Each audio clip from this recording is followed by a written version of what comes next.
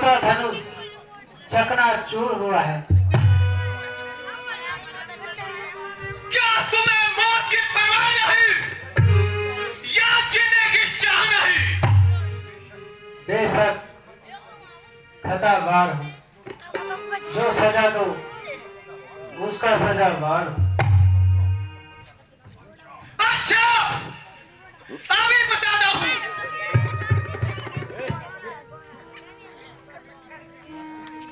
हे नाथ शंभु धनु भंज निहारा, होई को एक दास तुम्हारा।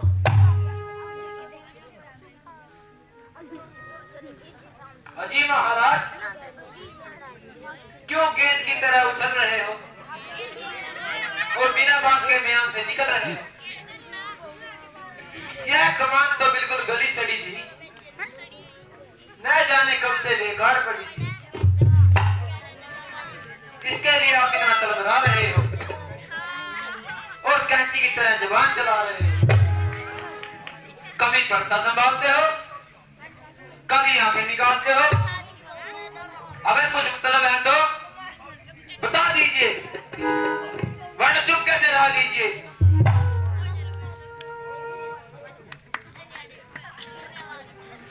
और सब जगह गुस्ताव क्यों चेंजी करता है? खैर तू मेरे कहने वजह से नहीं डरता, क्यों मुझे नया गुस्सा दिला रहा है और अपनी मां को बुला रहा है? बड़े बड़े बहादुर मेरे नाम की दुहाई देते हैं और सब मेरे से डरते हैं।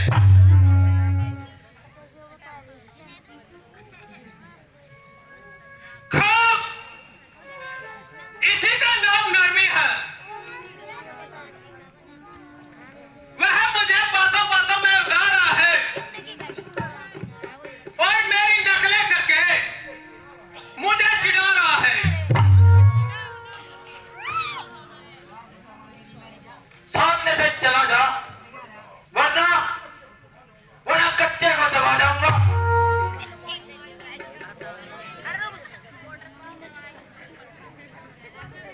तुम इसको मेरी आंखों के सामने से दूर कर दो। आप आगे बंद कर लीजिए, मैं दिखाई ही नहीं दूंगा।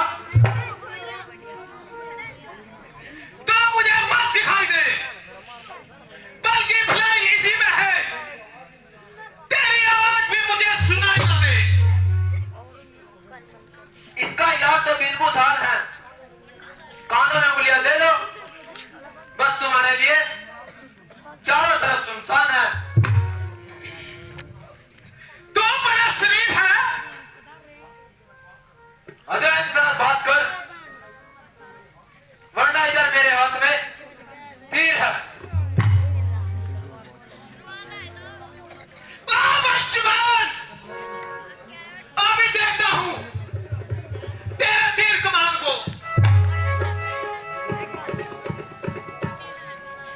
महाराज, इसकी बातों पर मत जाइए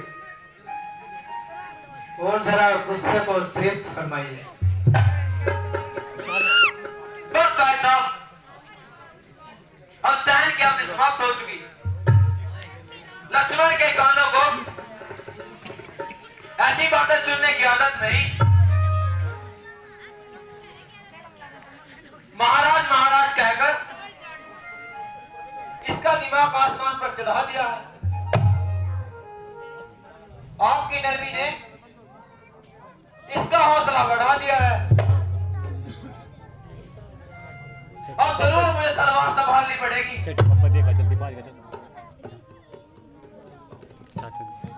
अरे चुप मत! तेरे सिर पर यह क्या हंसमाई है? मालूम होता है तेरी बात ही तुझको मेरे सामने लाई है। बड़े बड़े सूरवीर मेरी बहादुरी का सिक्का मानते हैं और मेरी ताकत को अच्छी तरह जानते हैं। बहुत से शक्ति मेरे हाथ से मारे गए,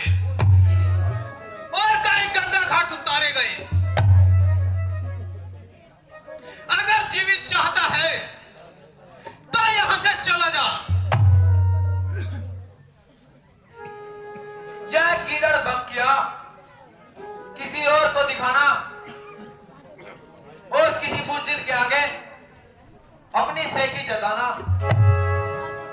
मेरे सामने तुम्हारी सेकी नहीं चलेगी। इस पानी में तुम्हारी दाल नहीं गलेगी। वास्तव में आज तक तुम्हें की मानना नहीं पड़ा। अरे बात संसार की मौत और तू मुंह से जबान चलाने लगा, मेरी इज्जत को खाक में मिलाने लगा। वही बात हुई।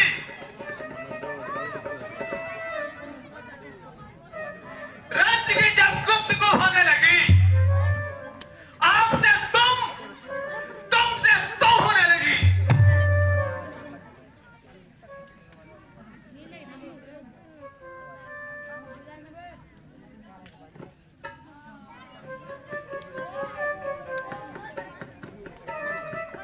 जब आपको इसके कसूरवार होने से खुद इनकार है, तो इससे आपकी फिजूल तकरार है।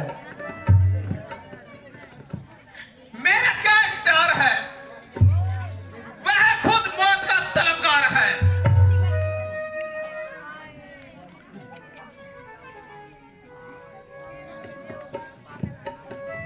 लक्ष्मण,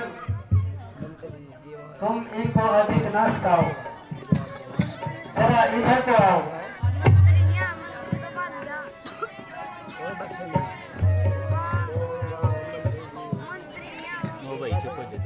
जरा गुस्से को थाम लीजिए और मेरे साथ कलाम कीजिए। पहले इसको मेरी आंखों से दूर कर दो। इसका इलाज तो मैं पहले ही बता चुका हूँ। देखो वह बिल्कुल वैसी ही है।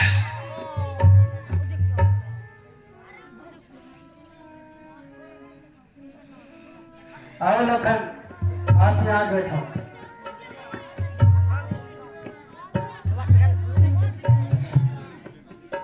अब यह बिल्कुल नहीं भूलेगा। कहिए क्या क्या है? क्या वास्तव में यह तुम्हारा ही कसूर है? बेशक, जो सजा दो मुझे मंजूर है। मुझे संदेह है तुमने यह धनुष उठाया है।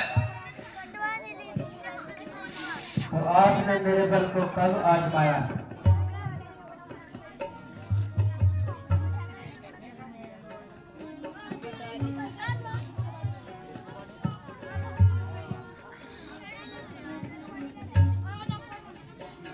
लीजिए, इस धनुष पर चिल्ला चढ़ाकर इत्मीनान कीजिए। लाइए।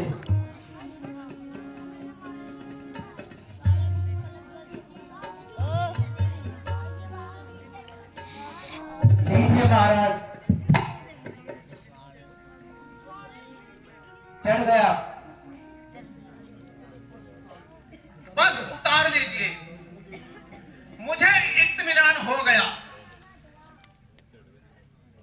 मगर मेरा इत्मीनान नहीं हुआ। तुम्हारा इत्मीनान कैसा? हमारा इत्मीनान ऐसा, मेरा तीर जब कमान पर चढ़ जाता है तो बिना किसी की जान लिए वापिस नहीं आता है। यह किसकी जान लेगा? तुम्हारी लेगा और किसकी? ना महाराज, ऐसा ना करना, मैं मर जाऊंगा। यह तीर तो आपको सहना ही पड़ेगा, मगर घबराओ नहीं, दूसरा कभी नहीं चलाऊंगा। मगर दूसरे की नौबत आएगी तब ना।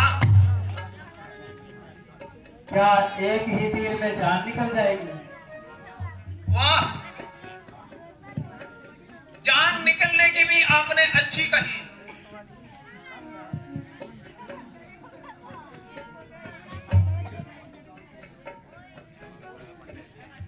आधी जान तो आधी जान तो मुझ में अब भी नहीं रही।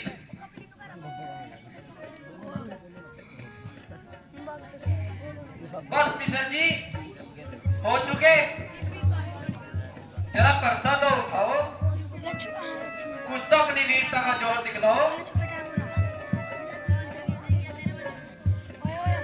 लक्ष्मण जी, मुझे किसी तरह क्षमा दिलाओ और मेरी जान बचाओ। तुम तो बहुत उछलते थे। मूर्खतावश मेरी जीभ से यह शब्द निकलते थे।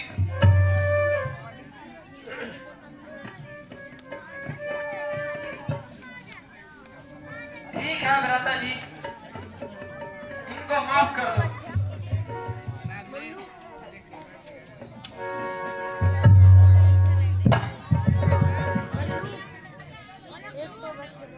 मैं आपका भिखारी हूं, जो आपने मुझको जीवन दान दिया और मुझ पर इतना एहसान किया। अच्छा, कहिए कृपा निधान। मिस्र जी भोजन करके जाना, ऐसे भी क्या जल्दी है, कभी तो हमारा भी भोजन कर लिया करो। बस दया रखो, यही सब कुछ है। जान बच गई, अभी पहली रोटी नहीं हजम हुई और वापस आ गया तो ऐसे फुलके खाऊंगा, अपनी जान भी दे जाऊंगा।